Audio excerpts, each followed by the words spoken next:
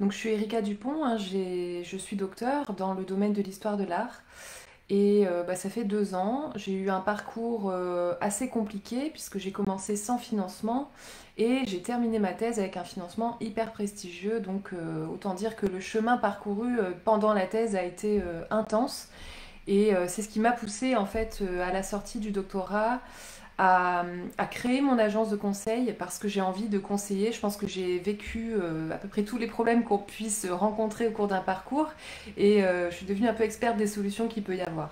Donc voilà, j'accompagne depuis l'année dernière des doctorants qui sont en difficulté et puis des jeunes chercheurs qui veulent s'inscrire en doctorat. Là, il y a le premier programme d'accompagnement à l'inscription au doctorat qui est sorti, qui ouvre ses portes, enfin qui a ouvert ses portes lundi, qui va fermer ses portes le 24 avril. Si vous voulez des infos, n'hésitez pas à les demander. Mais le lien vers les infos et sur tous mes réseaux depuis un mois, je communique énormément sur ce programme lauréat. Donc voilà, on est un petit peu là pour parler de l'inscription en doctorat, pour parler aussi des lauréats éventuellement. Si vous êtes intéressé par le programme et que vous avez des questions, que ce soit sur le programme ou sur l'inscription, c'est vraiment le moment de les poser parce que j'organise, c'est la première fois que j'organise un live et j'en organise pas tout le temps en fait. Voilà, donc écoutez, on va commencer sur le fait de devenir acteur de son projet. J'avais envie de vous parler un petit peu des profils qu'on a en recherche et notamment à partir de l'étape doctorat. C'est-à-dire qu'on a un premier profil de doctorant qui va être assez timide, j'ai envie de dire, qui va être assez peu confiant, qui va pas forcément avoir toutes les clés tout de suite. C'est un profil qui va essayer d'avoir un doctorat et pas forcément un profil qui va directement avoir la détermination et la volonté d'obtenir son doctorat tout de suite. Aucun jugement dans ce que je dis, je faisais partie de la première catégorie de doctorants. Au départ, je me suis inscrite parce qu'on m'y avait beaucoup poussé, parce que voilà, j'avais pas forcément anticipé le fait de faire un doctorat au départ. Et je me suis inscrite un petit peu comme ça, sans beaucoup me renseigner, sans savoir vraiment où j'allais en fait, ce qui a été évidemment la cause de tous mes problèmes par la suite, hein. C'est pour ça que j'alerte énormément sur cet aspect des choses. Et voilà, donc ce premier profil, c'est un profil qui va avoir tendance, par exemple, au départ, à se dire, bon, ben, je sais que je dois choisir un directeur, c'est ce qu'on m'a dit, c'est ce que j'entends, mais voilà, je sais pas trop comment m'y prendre. Du coup, moi, ce que je fais, c'est que j'écris un projet doctoral, puis je l'envoie à un maximum de personnes, histoire de voir s'il y aurait des chercheurs intéressés, mais j'ose pas vraiment discuter avec eux, j'ai pas écrit le projet avec eux, je l'ai écrit dans mon coin tout seul, et c'est pas forcément évident pour moi d'aller intégrer des chercheurs parce que j'ai pas forcément beaucoup de confiance pour aller parler avec eux. Ça peut être aussi par rapport au financement. Bon ben moi je vais pas chercher de financement parce que le financement il n'est pas obligatoire par exemple. Donc je vais pas chercher de financement, je vais me lancer dans ma thèse sans financement et puis on verra bien et puis voilà. Ça c'est un problème. C'est problématique, vous vous en rendez pas compte tout de suite parce que ça vous permet quand même de vous inscrire. Quand c'est pas obligatoire, c'est pas gênant. Et les problèmes arrivent par la suite. Et ça, j'en parlerai encore et encore jusqu'à ce que ce soit entendu. Après, c'est pareil, tout ce qui est euh, étape dans le parcours doctoral, ça se répercute en fait. Si vous démarrez comme ça, vous allez avoir un parcours un peu compliqué parce que d'entrée de jeu, vous allez chercher toujours un petit peu à éviter les problèmes. Au lieu d'aller au devant des solutions, vous allez chercher à vous dire par exemple, ah bah je dois publier, je sais pas trop comment m'y prendre, je vais attendre un peu, ah bah je dois communiquer, mais je sais pas trop non plus comment m'y prendre, je vais attendre d'avoir des résultats, je le ferai peut-être l'année prochaine. Pareil pour les formations doctorales, c'est pas trop ma priorité, je vais les remettre à plus tard. Et tout ça fait que ce profil de doctorant va avoir tendance à abandonner. Il faut savoir qu'il y a 40% de taux d'abandon dans les sciences humaines et sociales et 25% toutes disciplines confondues. À abandonner parce que le doctorat va vous mettre énormément à l'épreuve, il va tester votre motivation tous les ans, clairement. Et donc, ce profil-là va être assez fragile en fait, d'entrée de jeu. Il y a un profil qui va être complètement à l'opposé, qui va être souvent un peu plus mûr, qui va avoir quelques années de métier en fait derrière lui. C'est des professionnels qui vont avoir quelques années de carrière et qui vont revenir vers la recherche un peu sur le tard au cours de la carrière. Souvent, ces profils-là sont beaucoup plus alertes, plus au courant des besoins du terrain, ils vont savoir un peu mieux communiquer, ils vont pas forcément être impressionnés par des chercheurs, voilà, ils vont réussir à monter le projet, ils vont un peu cocher les cases en fait. Ils savent ce qu'ils ont à faire, ils cochent les cases et c'est fait, basta. Ça, c'est le profil un peu idéal, on aimerait tous être comme ça au départ, mais c'est loin d'être le cas. Et puis, il y a un petit profil intermédiaire, je dirais, qui va démarrer sans confiance, qui va démarrer vraiment en mode je sais pas trop comment ça va se passer, j'ai pas énormément d'informations, mais je vais quand même chercher des solutions tout le temps. Je sais que je dois publier, donc je vais regarder, commencer tout de suite à voir, parce que je sais que ça prend du temps, donc je vais commencer, je vais essayer, je vais postuler, quitte à me prendre un échec dans la figure, peut-être qu'on va me dire non, mais je vais essayer, plutôt que de dire je vais faire plus tard. Et ça se joue aussi dès l'inscription, puisque ce profil va se dire, bon ok, moi je sais que j'ai pas forcément trop la confiance, je sais que aujourd'hui j'ai pas toutes les informations, je sais pas trop comment m'y prendre, on me parle de tas de choses mais j'ai du mal à m'y retrouver, il y a des profs qui m'orientent d'un côté puis des autres profs qui me disent autre chose, du coup je sais pas trop comment m'y retrouver. Mais ce que je vais faire, c'est que je vais continuer de me renseigner, je vais parler avec eux, je vais échanger, je vais me renseigner partout, je vais m'entourer, je vais parler avec des doctorants, je vais aller taper à des portes, je sais pas, je vais faire des actions pour essayer de maîtriser les choses parce que je sens bien que si je me lance comme ça va pas le faire et ça va être compliqué. Et quand je parle de devenir acteur de son projet doctoral, c'est vraiment le fait d'essayer de passer d'un profil à un autre en fait, d'essayer de, si vous démarrez comme moi en mode j'ai pas confiance et je sais pas trop comment faire mais je verrai bien plus tard, etc., d'essayer de passer sur un profil intermédiaire, d'essayer de reprendre un peu la main, d'essayer de trouver ses marques le plus vite possible, etc., etc. Alain, je répondrai aux questions à la fin, n'hésitez pas, si vous voulez m'envoyer une question en privé, il faut passer par la vous pouvez passer par mon profil Facebook éventuellement, Erika Dupont. Vous pouvez m'envoyer un message directement sur le profil. Sinon, vous pouvez la poser là. Toutes vos questions, n'hésitez pas à les poser dans les commentaires. Je vais y répondre juste après. Aucun souci. Et juste pour terminer là-dessus, donc le fait de devenir acteur de son projet, c'est ça. C'est essayer d'avoir ce shift en fait dans la tête et de se dire je vais aller au-devant des choses et je vais commencer à m'entourer et je vais essayer de partir avec les meilleures cartes possibles en fait. Parce qu'autrement, vous allez perdre un temps fou. C'est ce que j'ai fait, hein. Les premières années de ma thèse, ça a été compliqué. Je savais pas trop où j'allais. J'avais pas un projet précis pour l'après-thèse. J'avais un directeur que j'avais pas vraiment choisi parce que c'était mon directeur de mémoire et que j'avais décidé de continuer avec lui parce que ça m'arrangeait bien. Au final, j'allais pas déménager pour aller étudier dans une autre ville alors que je savais même pas trop ce que ça allait donner en doctorat, etc., etc.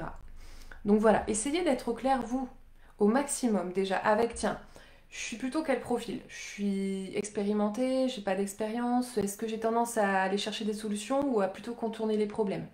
Et qu'est-ce que je peux faire pour essayer d'améliorer ça? Parce que le doctorat va vraiment vous mettre à l'épreuve, vous allez... Souvent, en fait, en doctorat, on n'a aucune valeur ajoutée. Je veux dire, le fait de faire un doctorat, ça va pas vous donner une grosse valeur ajoutée sur le marché de l'emploi, par exemple. Donc, si vous êtes là, c'est parce que vous avez envie, vous avez une passion, soit un intérêt fort pour un sujet, pour X raisons, mais c'est toujours de l'ordre de la conviction, c'est de l'ordre du perso, de l'intime presque, parfois. Et vous avez envie d'aller voir par là parce qu'il y a quelque chose qui vous attire, il y a quelque chose qui fait que vous avez envie d'y aller. Alors prenez le temps, vraiment, de vous questionner sur ça. Pourquoi est-ce que vous faites un doctorat? Est-ce que vous avez un idéal pour après le doctorat? Dans quel métier vous verriez plus tard? Il peut y en avoir plusieurs, mais ça va vous permettre d'anticiper et d'aller au-devant des solutions plutôt que de contourner des problèmes parce que si je prends un exemple tout bête, celui des formations doctorales que vous allez devoir valider tout au long de la thèse, du doctorat, eh bien ces formations doctorales, vous allez voir, vous allez avoir un catalogue de formations. Il faut pouvoir choisir les formations qui vous intéressent et celles qui vont vous servir pour l'après-thèse. vous allez devoir en valider un certain nombre, minimum. Et il y a des doctorants qui valident ce minimum, juste histoire d'eux, et il y a ceux qui vont en faire beaucoup plus parce qu'ils comprennent l'intérêt de certaines formations et qui se disent, bah, cette formation-là, même si j'ai déjà validé tous mes crédits pour les formations, je vais y aller quand même parce que ça va m'être utile par la suite, parce que je vais apprendre des choses, parce que je vais pouvoir discuter avec des personnes qui se posent les mêmes questions que moi dans ce contexte. C'est tout simple, mais en fait, ça change tout. Ça change tout, ça change la durée du doctorat, ça change l'expérience doctorale, ça change le réseau que vous allez construire, ça change comment dire, le projet professionnel que vous avez pour la suite. Plus vous allez voir les choses arriver, plus vous allez les anticiper, et mieux vous serez entouré pour le faire, mieux vous vous en sortirez parce que vous allez prendre le temps de construire les choses et vous allez aller vers les bonnes personnes et vous allez aller vers les bonnes actions. Donc devenez l'acteur de ce projet, ne vous laissez surtout pas vivre, entre guillemets, ne vous laissez pas trop porter. Je sais que on est nombreux à le faire, pas tous. Il y a des personnes qui sont déjà hyper alertes sur ce qu'elles veulent à travers cette expérience, mais c'est loin d'être le cas de tous. Et vraiment, j'attire votre attention sur ça parce que c'est vraiment l'une des clés de réussite en doctorat et aussi pour le projet postdoctoral en fait. Voilà, je ne sais pas si vous avez des questions à ce sujet, n'hésitez pas à me les poser. Alain, éventuellement, vous pouvez me la poser là directement, votre question peut-être? Dites-moi, hein, n'hésitez pas. Si jamais vous voulez me poser une question en privé, vous pouvez aller sur mon Facebook privé, vous pouvez aussi passer par mon site ericadupont.com. Sur le formulaire de contact, il y a plusieurs manières de me contacter, hein, il n'y a pas de souci. Ok Alain, c'est-à-dire vous voulez me poser votre question là ou... Ah bonjour Oriane. Oui, vous pouvez intégrer la fonction publique avec un doctorat. Ça dépend déjà de quelle fonction publique et à quelle fonction. Par exemple, si c'est l'enseignement, oui, vous pouvez. Les concours, par exemple, de l'enseignement, l'agrégation, il y a des concours maintenant spécial docteur dans certaines disciplines. Donc vous pouvez passer un concours un peu différent si vous êtes doctorant ou docteur. Et puis évidemment, en fait, à partir du moment où vous avez un master, vous pouvez passer des concours. Donc peu importe que vous soyez docteur ou pas. Par contre, je pense pas que le doctorat ouvre sur des concours spécifiques. C'est-à-dire, il faut un doctorat pour passer tel concours. C'est souvent plutôt bac+5. Et après, c'est des passerelles. Par exemple, l'agrégation, vous pouvez très bien la passer avec un master. Et si vous avez un doctorat, vous allez passer un concours un peu différent où vous allez avoir des épreuves en moins et des épreuves adaptées en fait à votre parcours. Mais sinon, oui, vous pouvez intégrer la fonction publique, il n'y a pas de souci. Vous pensez à un concours en particulier? Ok Alain, pas de souci, vous pouvez m'envoyer un message en privé si vous trouvez un moyen. Je suis sur tous les réseaux, hein. Je suis sur Instagram, je suis sur Facebook, sur LinkedIn, donc faut pas hésiter. Alors Oriane, pour les concours, en effet, si je n'arrive pas à faire une thèse, je vais préparer le concours cadre A. Ouais. Alors attention, si vous voulez préparer un concours pendant le doctorat, sachez que certains contrats doctoraux vous empêchent de préparer des concours. C'est quand même bon à savoir si, par exemple, vous arrivez à décrocher un contrat doctoral là au mois de juin, et du coup vous partez avec un contrat doctoral pour la durée de la thèse, vérifiez bien dans le contrat et dans les clauses du contrat que vous avez le droit de préparer un concours parce qu'il y a beaucoup de contrats qui empêchent cela. Parce en fait, on vous demande de vraiment vous focus sur la recherche pendant le doctorat. Voilà, mais sinon c'est une bonne idée et c'est ce que font plein de doctorants, hein. Clairement, assurer ses arrières avec un concours, c'est une très bonne idée, même si c'est du travail et qu'il faut essayer de trouver un juste milieu pour essayer de gérer les deux pendant l'année, c'est pas évident. Mais voilà, j'espère que ça répond à votre question. Alors Younes, peut-on s'inscrire en doctorat tout en restant en CDI dans une entreprise? Ça dépend. Ça dépend dans quel domaine. Si vous êtes en sciences humaines et sociales, oui. A priori, c'est même pas rare parce que en fait, les financements n'étant pas obligatoires en sciences humaines et sociales, beaucoup de doctorants sont salariés. Par contre, dans le domaine des sciences appliquées, sciences de gestion aussi, souvent, là, on va préférer un contrat CIFRE, par exemple, qui vous permet d'être sous contrat de recherche avec une entreprise, mais tout en étant rattaché à un laboratoire et tout en essayant de valider un doctorat. Donc ça dépend vraiment de dans quel domaine vous êtes.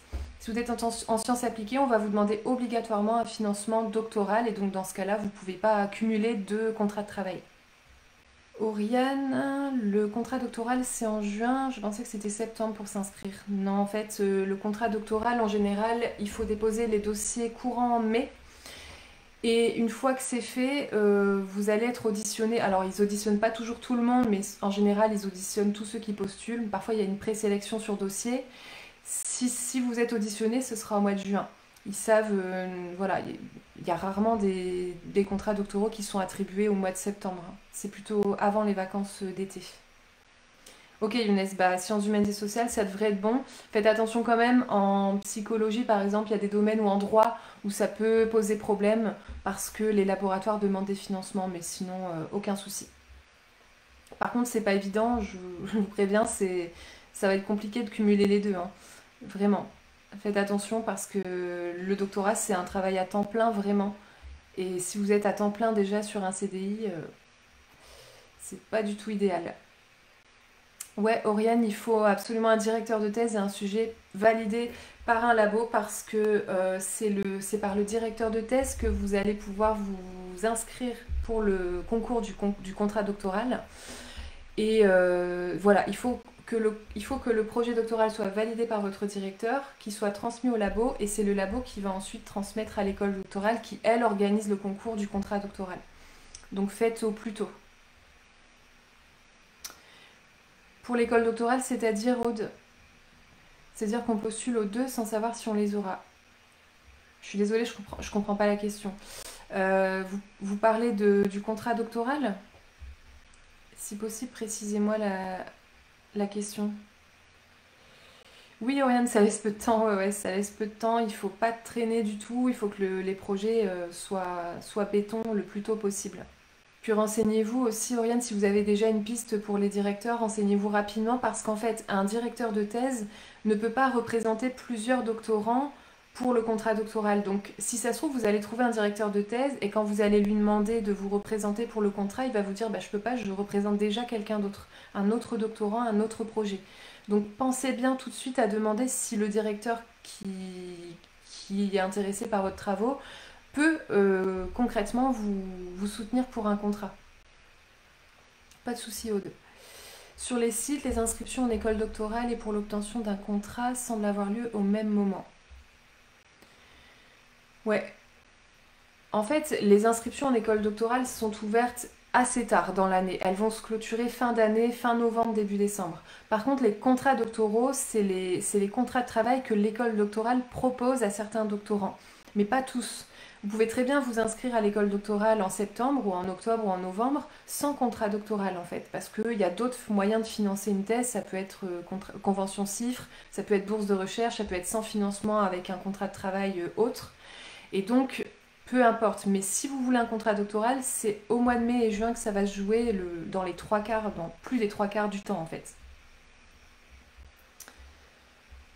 Oriane, ma responsable de master m'a donné des personnes ressources. Super. Ouais. Prenez rendez-vous, envoyez des mails et parlez de votre projet sans forcément avoir de projet doctoral arrêté. De toute façon, moi, je donne vraiment pas le conseil d'avoir un projet forcément béton avant de contacter des chercheurs. Le tout, c'est que vous ayez déjà une idée précise de ce que vous voulez faire avec un avant-projet éventuellement qui va être rédigé. Et le directeur de thèse est censé vous aider à finaliser ce projet doctoral puisque ce projet doit s'adapter au programme du laboratoire de toute façon.